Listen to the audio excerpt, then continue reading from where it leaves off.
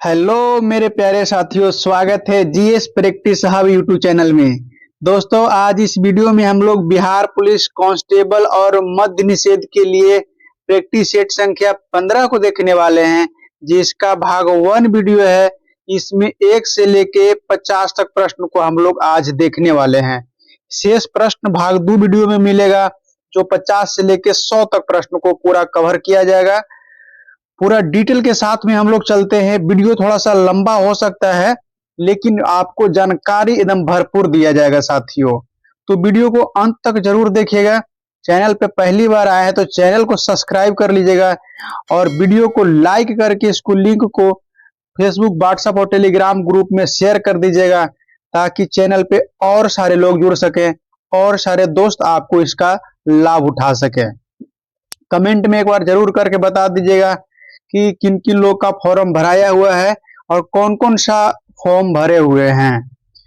उस हिसाब से नेक्स्ट सेट जो है उसका तैयारी किया जाएगा कि कौन सा सेट लाया जाएगा। कमेंट में आप लोग जरूर बताइएगा। हम लोग ज्यादा टाइम ना लेकर के अपना प्रश्न पे चलेंगे, क्योंकि हम लोग को ज्यादा से ज्यादा प्रश्न देखना है साथियों। फालतू के बकवास हम लोग का नहीं करना है, क्योंकि फोकस है केवल पढ़ाई पे। इस बार रिजल्ट 2026 में कैसे ही आपके शरीर पे वर्दी चढ़नी चाहिए, आपके घर में टोपी वर्दी जानी चाहिए। इस मोटिव के साथ में हम लोग आगे बढ़ते हैं। पहला प्रश्न है कि देखिए, विजडम शब्द दिया गया है, तो शब्द के अक्षर का जो है आपको वर्ण क्रम में व्यवस्थित कर करके और इसको समूह के तीसरे अक्षर और दाएं से दूसरे अक्षर कौन सा होगा, तो ये छोर पे आपको इसको पूरा कथन पढ़ लीजिएगा। ये रीजनिंग का प्रश्न है। इसमें क्या सही होगा आप इसको देख लीजिए। इसको आपको 5D ऑप्शन आपको सही जवाब हो जाएगा। 1 नंबर प्रश्न के लिए रीजनिंग है। मैथ वाला प्रश्न के लिए भी आपको देख लीजिएगा। मैथ वाला के लिए आपको ए ऑप्शन सही जवाब हो जाएगा, क्योंकि इस पर डिस्प्ले पर कैलकुलेशन करने में बनता नहीं है साथियों। तो आपको दूसरा नंबर प्रश्न के लिए ए ऑप्शन सही जवाब हो जाएगा। तीसरा प्रश्न देख लीजिएगा। तीसरा प्रश्न के लिए आपको जो है दो आंसर आने वाला है, यानी कि डी ऑप्शन सही जवाब हो जाएगा। अब यहाँ से जो हिंदी का प्रश्न शुरू होगा, हिंदी में भी बहुत अच्छा खासा पूछा जाता है। उसको हिसाब से भी आपको पूरा एकदम इसको भी तैयारी करके चलना है, क्योंकि प्रत्येक जो टॉपिक है, सब्जेक्ट है, सारे चीज को पकड़ बना के चलिएगा, तो वही आपको रिजल्ट कंप्लीटली आने वाला है। वरना बहुत ज्यादा टफ एग्जाम आजकल के एग्जाम लिया जा रहा है। खैर कोई बात नहीं, हम लोग की तैयारी बनी हुई है और मेरे साथ अगर बने रहिएगा तो आपको एकदम बिल्कुल एग्जाम के एंड आते समय आपको ही पूरा कंप्लीट दम हो जाएगा। हिंदी हो, इंग्लिश हो या फिर आपको जीके जीएस हो, पूरा कंप्लीट हो जाएगा। देखिए, चौथा नंबर प्रश्न है, संप्रदान कारक में को जो है को का प्रयोग जो है किस अर्थ में होगा, किस अर्थ में होता है को का प्रयोग। तो देखिए, संप्रदान का जो कारक का सबका चिन्ह होता है, चिन्ह के अनुसार होता है। जैसे कर्ता ने कर्म को करण से संप्रदान का के लिए, तो देखिए संप्रदान बात है तो का या के लिए होता है। ये ऑप्शन आपको सही जवाब हो जाएगा। पहले वाला वीडियो में हम इस चीज को पूरा डिटेल से बता चुके हैं, तो पहले वाला वीडियो भी आप लोग जरूर देखिएगा। 5वां नंबर प्रश्न है साथियों कि शायद विद्युत आज घर जो है आ जाए, यानी कि शायद विद्युत जो है लाइन करंट जो आज घर आ जाए, इसको कह रहा है कि आपको समान भविष्य काल में प्रयोग करते हुए पुनः इसको लिखिए, यानी कि समान भविष्य काल का बोध कराइए, ऐसा वाक्य लिखिए। इसको में देखिए क्या सही जवाब होगा। जैसे विद्युत आज घर जो आएगा यानी कि आएगा, तो यह आपको भविष्य काल की बोध कर रहा है, भविष्य काल की बोध कर रहा है। ये ऑप्शन आपको इसको हिसाब से सही जवाब हो जाएगा। ध्यान रखेंगे, ये ऑप्शन आपको सही जवाब हो जाएगा 5वां नंबर प्रश्न के लिए। 6ठा नंबर प्रश्न है साथियों, कमेंट आपको एक बार करके बताना है कि आप जो है आपको कौन सा जगह से वीडियो देख रहे हैं। कमेंट करके आप जरूर बताइएगा।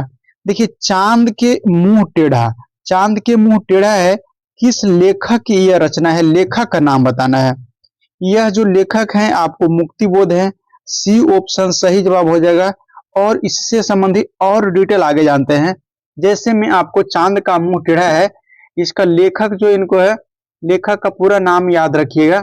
लेखक का पूरा नाम है गजानन माधव मुक्तिबोध, गजानन माधव मुक्तिबोध इनका पूरा नाम है बाबू, ये आपको ध्यान रखना है।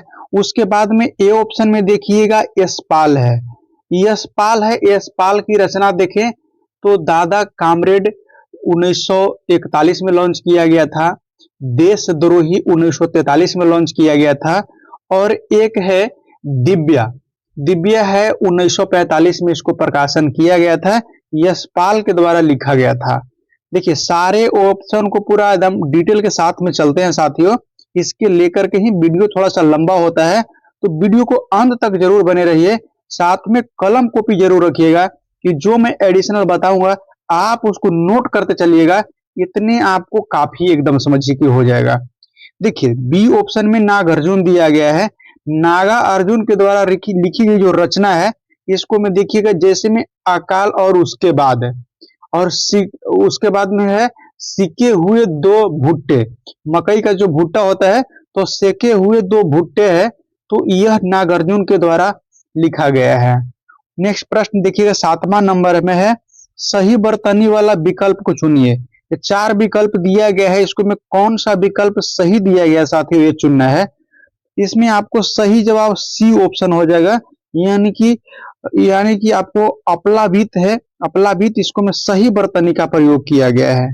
8वां नंबर प्रश्न है गीतांजलि के रचनाकार। देखिए साथियों यह आपको इससे पहले वाला सेट में भी आ चुका है, आप पूरा के पूरा प्लेलिस्ट बना दिया गया है, प्लेलिस्ट के माध्यम से जाके सारे वीडियो को आप देखिए तो आपको समझ में आ जाएगा। बहुत सा क्वेश्चन जो है आपको रिपीटेड होते रहता है और एग्जाम में भी यही पैटर्न चलता है साथियों। तो देखिए इसका सही जवाब हो जाएगा ये ऑप्शन, रविन्द्रनाथ टैगोर को द्वारा जो है आपको गीतांजलि की रचना किया गया है। हालांकि रविन्द्रनाथ टैगोर द्वारा और सारी रचना किया गया, देखिए क्या क्या इंपॉर्टेंट है। जैसे गीतांजलि है, गीतांजलि का प्रकाशन 1913 में हुआ था और इसके लिए रविन्द्रनाथ टैगोर है, इनको नोबेल पुरस्कार भी दिया गया था, ध्यान रखिएगा नोबेल पुरस्कार भी दिया गया था। उसके बाद में देखिएगा इन्होंने जो है आपको राष्ट्रीय गान जो जन गण मन है, राष्ट्रीय गान का भी इनके द्वारा ही रचना किया गया है। और एक है बांग्लादेश के राष्ट्रीय गीत अमार सोनार बंगाल, यह भी आपको इनके द्वारा ही रचित है बाबू, ये आपको ध्यान रखना है। बी ऑप्शन में रामचंद्र शुक्ल है, रामचंद्र शुक्ल के द्वारा देखिएगा कि सूरदास और उसके बाद चिंतामणि और जो है कि रस मीमांसा है, तो यह जो ये सब तीनों कृति जो लिखी गई है तो यह रामचंद्र शुक्ल द्वारा लिखा गया है, यह ध्यान रखिएगा। इनके द्वारा कुछ कहानी भी लिखा गया है, जैसे में एक टोकरी भरी मिट्टी, एक टोकरी भरी मिट्टी एक कहानी है, रामचंद्र शुक्ल द्वारा लिखा गया है।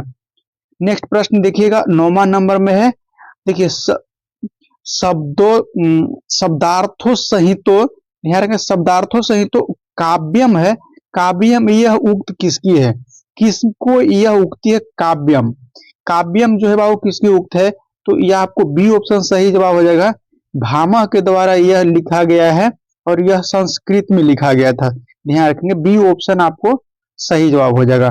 उसके बाद में 10वां नंबर प्रश्न है साथियों, जिसकी यह पुस्तक है उसे लौटा दो, इस वाक्य में कौन सा सर्वनाम का प्रयोग हुआ है, तो यह देखिए जिसकी पुस्तक है और उसी को लौटा दो, यानी कि यह संबंध को बोध करता है। क्या बोध कर रहा है बाबू, संबंध का बोध कर रहा है, बी ऑप्शन आपको सही जवाब हो जाएगा 10वां नंबर प्रश्न के लिए। 11 नंबर प्रश्न आप लोग के सामने है, कमेंट करके जरूर बताइए। देखिए यशोदा व्यक्तिवाचक संज्ञा शब्द है, एकदम बिल्कुल सही है। कह रहा है कि इसको मैं जातिवाचक संज्ञा के रूप में प्रयोग करके सही विकल्प को शुद्ध कीजिए, शुद्ध कौन सा होगा। देखिए व्यक्तिवाचक यशोदा दिया गया है, लेकिन इसको जातिवाचक में कन्वर्ट करके और उसका शब्द के प्रयोग करके दिखाइए, क्या इसका जवाब होगा। इसका सही जवाब आपको हो जाएगा सी ऑप्शन, ध्यान रखेंगे सी ऑप्शन के देखिएगा, जैसे में यशोदा हमारे घर की लक्ष्मी है, तो यह आपको जातिवाचक बोध करा दिया गया, जातिवाचक यहाँ पर बोध करा दिया गया है, सी ऑप्शन आपको सही जवाब हो जाएगा 11 नंबर के लिए। 12 नंबर प्रश्न देखिए, अब यहाँ से जो है पूरा डिटेल के साथ में स्टार्ट होता है और हम लोग डिटेल के साथ में यहाँ से आगे बढ़ेंगे। वीडियो को एक बार दबा के शेयर कर दीजिए। देखिए बर्नौली का प्रमेय जो है यह किसका संरक्षण पर आधारित है, यानी कि बर्नौली का प्रमेय है आपको ऊर्जा संरक्षण के सिद्धांत पर कार्य करता है। सी ऑप्शन आपको सही जवाब हो जाएगा। अब देखिए इसको पूरा डिटेल। सबसे पहले बर्नौली प्रमेय का परिभाषा जानिएगा तो वही आपको समझ में आएगा। परिभाषा इसको समझिएगा, अगर नोट डाउन करना चाहते हैं तो आप नोट डाउन करते चलिए साथ में, आपके लिए बहुत बेहतर साबित होगा। देखिए बर्नौली का प्रमेय कहता है कि यदि आदर्श तरल के आपको धारा की देखिए प्रवाह में प्रवाहित किसी भी बिंदु पर प्रति इकाई आयतन कुल ऊर्जा स्थिर रहता है। तो आपको इसको में जो आपको धारा रेखीय प्रवाहित होती है, तो इसको प्रवाहित होने वाला किसी भी बिंदु पर है ना, तो कुल आयतन जो है जितना भी रहे, लेकिन ऊर्जा जो है स्थिर रहता है। क्या रहता है?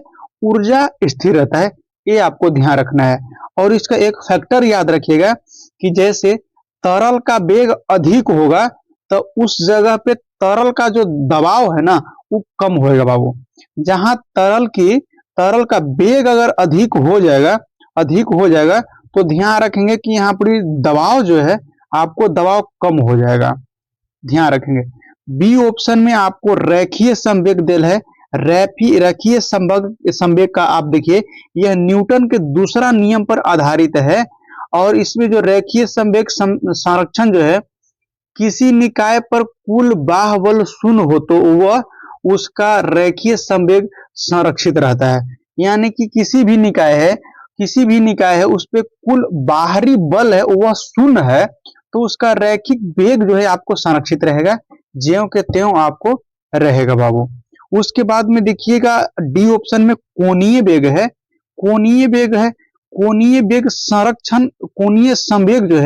कोणीय संवेग ध्यान रखेंगे, संवेग संरक्षण। तो यह किसी निकाय पर कुल बाहरी बल जो है बलाघूर्ण है शून्य हो तो उसका कोणीय संवेग संरक्षित रहता है।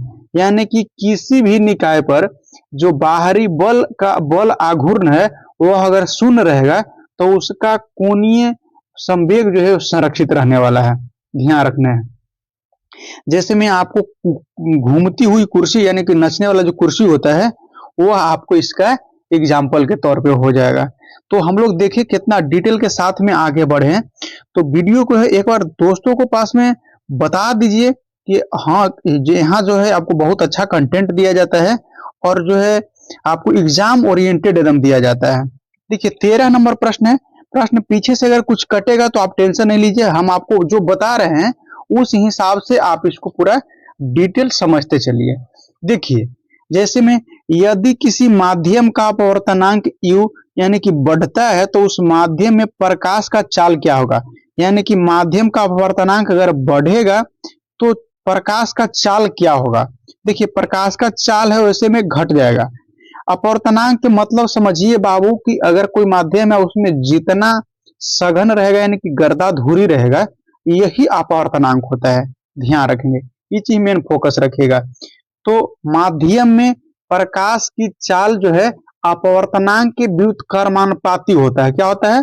व्युत्क्रमानुपाती होता है। अपवर्तनांक जो है बढ़ेगा तो उसके बाद प्रकाश की चाल घटेगा, अगर अपवर्तनांक कम होगा तो प्रकाश की चाल बढ़ेगा। इस प्रकार से संबंधित होता है। उसके बाद में देखिए जैसे माध्यम का अपवर्तनांक जो है प्रकाश की चाल दोनों अपोजिट रिएक्ट करता है। प्रकाश की चाल किसी भी पारदर्शी माध्यम में शून्य होता है। ध्यान रखेंगे, किसी भी पारदर्शी माध्यम में उसमें शून्य नहीं हो सकता है बाबू। यानी कि कोई सतह है इसको वो प्रकाश पार हो रहा है लेकिन हल्का हल्का पार हो रहा है, तो वैसा परिस्थिति में प्रकाश की चाल हो शून्य नहीं होता है, ये आपको ध्यान रखना है।